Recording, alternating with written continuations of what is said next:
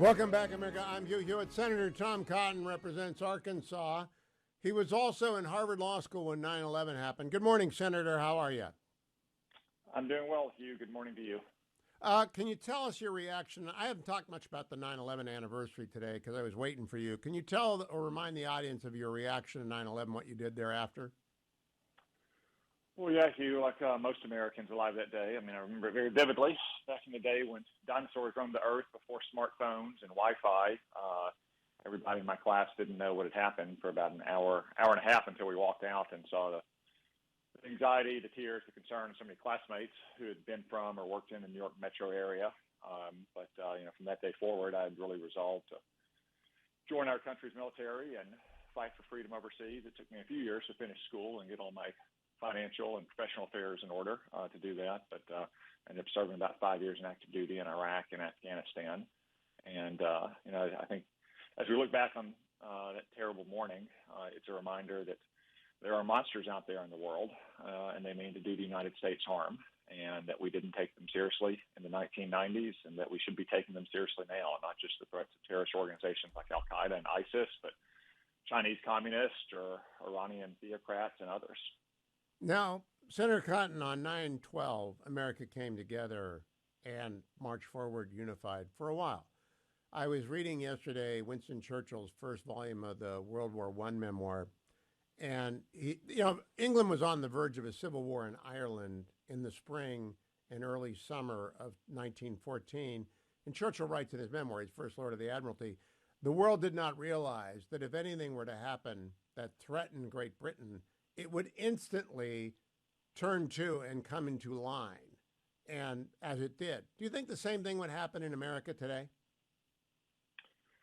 Well, Hugh, my main priority would be ensuring that we never have to test that hypothesis, that we never have another day like we did on 9/11, or for that matter, December 7th, 1941, that we are so strong and so resolute that no terrorist organizations can succeed in attacking us, nor a country like China or Iran or Russia can get the drop on us and launch that kind of surprise attack against us. But failing that, I'm confident the American people, obviously, as we did after 9/11, as we did after Pearl Harbor, would be unified in determination to fight back and punish our aggressors and defeat them. I agree with that. I agree with that completely. Now, to the tough question. Do you believe that President Biden's trip abroad made the world safer or more dangerous, and why?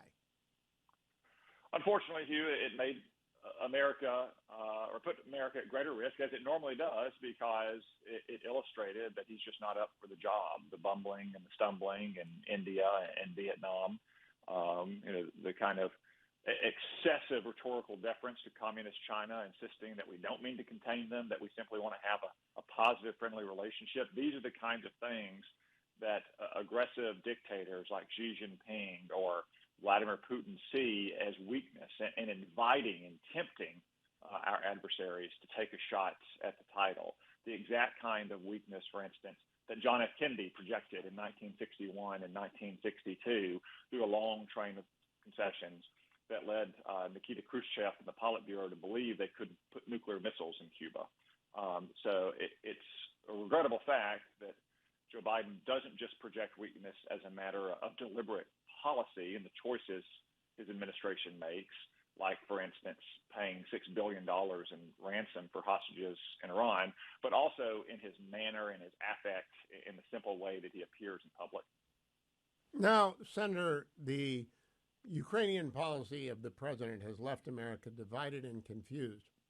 I don't actually think it's his policy. I think it's Jake Sullivan's policy, but the National Security Advisor, but it's confusing. And David Petraeus, who rarely stepped out last week in Great Britain and said, America have to sell, I think they're called ATACMS, I'm not sure, long-range missiles, like our allies have done, but not in sufficient quantities, or give them to Ukraine. Do you agree, and do you see any thread of coherence in the administration's policy on Ukraine? No, Hugh. I support Ukraine. I don't support Joe Biden's Ukraine policy. For 18 months, he's pussyfooted around, indulged half measures, which, as usual, have not succeeded. Actually, I could go back more than 18 months, Hugh, as we were talking. earlier about deterring threats. Joe Biden tempted Vladimir Putin to a trial of strength, to borrow from Churchill's sinews of peace speech, in 2021 to do what he's always wanted to do. Vladimir Putin has always wanted to reassemble the old constituent parts of the Russian Empire, Ukraine foremost among them. It happened under Barack Obama, then it happened under Joe Biden. I tell my Democratic friends in the Senate that I noticed that Vladimir Putin only invades Ukraine when Democrats are president. And there's a reason for that, because they project weakness and hesitancy and timidity in the face of Russian aggression. That wasn't the case with Donald Trump. I mean, the former President Trump on your show last week, I heard, said that this would have never happened if he were president. He should actually take a little more credit for it. It did not happen. He's not in the situation of most presidential candidates of saying what would or would not happen. It did not happen for 4 years because we took a strong and resolute stand. But with Joe Biden, you had him immediately extending the New START treaty with no concessions from Russia, Vladimir Putin's number one priority. You had him then waiving sanctions on Nord Stream 2 that President Trump had imposed, Vladimir Putin's second priority. You had him rewarding Vladimir Putin with a glitzy summit in Europe in the summer of 2021. You had the debacle in Afghanistan just a few weeks after which Russia began to marshal troops on Ukraine's borders. So Joe Biden tempted Vladimir Putin to go for the jugular, and then that having failed to deter it, he continued to just trickle out the flow of arms to Ukraine, only enough so they wouldn't lose, but certainly not enough so they could win decisively.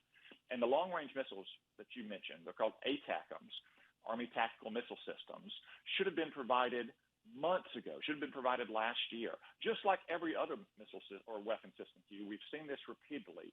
Joe Biden draws some silly red line because he's afraid of Vladimir Putin's policy of bluff. And then 3 or 6 months later, he relents and he sends the weapons when it's too late to have stopped the Russian invasion or stopped the invasion in the tracks, or it's harder to try to reverse that invasion, as you see now, because Russia has dug in deep on defensive lines. So I agree with what David Petraeus recently said. I've been saying it myself for more than a year. And as you sometimes allude to, what Richard Nixon said in the Yom Kippur War should have been our policy from the very beginning in Ukraine: send everything that shoots on everything that flies. Well said. Now, Senator, I want to go back to politics.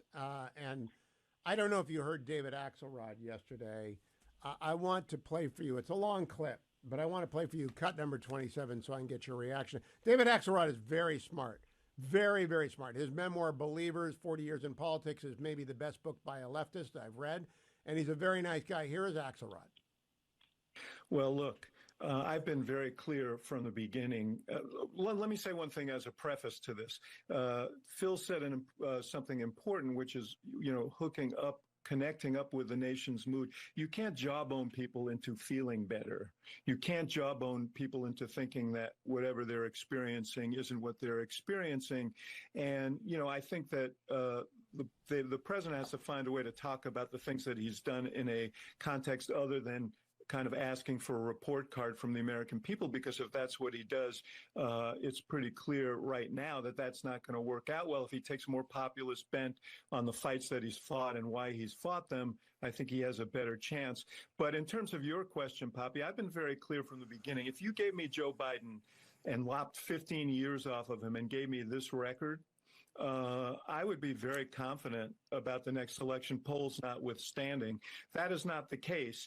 And I don't, navigating this age issue is hard because people are not just saying, how is he performing now? They're also trying to postulate how he'll perform when he's 83, 84, 85. And that's a difficult question to answer. But he is running.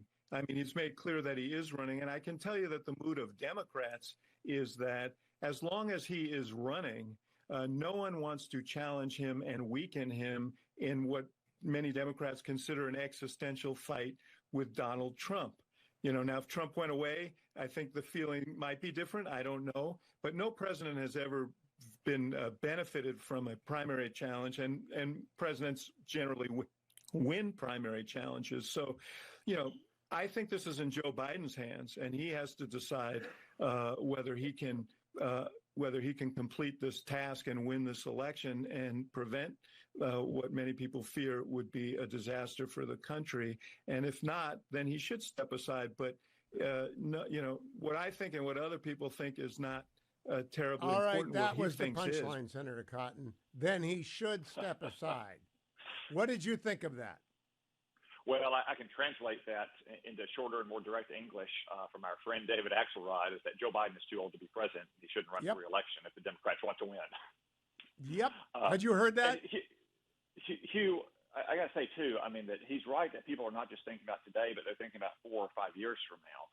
I mean, you can go back and look at tape of Joe Biden just from the 2020 campaign, much less from, say, 2016 when he was out on the stump for Hillary Clinton. And you can see how much he's declined just in 2.5 years in office. I mean, it is a simple fact of aging, Hugh, that some people get old very fast. They may seem with it and together today, and within 6 months, they seem 10 months older. So we don't even know what Joe Biden is going to be capable of a year from now. That's another reason why I think he's polling so poorly. It's not just his terrible record, but what people project in the future. And maybe the worst case scenario, they know that a vote for Joe Biden is also a vote for Kamala Harris. This sets off the progressive left, Senator. As you know, it makes them very angry. But I am concerned about national security, so I don't worry about them being very angry. I pray for the president every day because I always do. But I do not think the country is safe if an old man who is visibly impaired is running the country. Hugh, let me put it this way. We know from archives and interviews and historical research that Adolf Hitler did not think that the West would actually keep its promises to Poland in September of 1939. And in fact, he said of Chamberlain and the other Western leaders, I saw them at Munich, they're little worms. Well, maybe Adolf Hitler would have calculated differently if he thought his invasion of Poland would have led to the sequence of events that brought Churchill to power in Great Britain. So it is a simple fact that aggressive adversaries like Xi Jinping don't just look at the United States in the abstract, they look at the specific character and abilities of the President of the United States.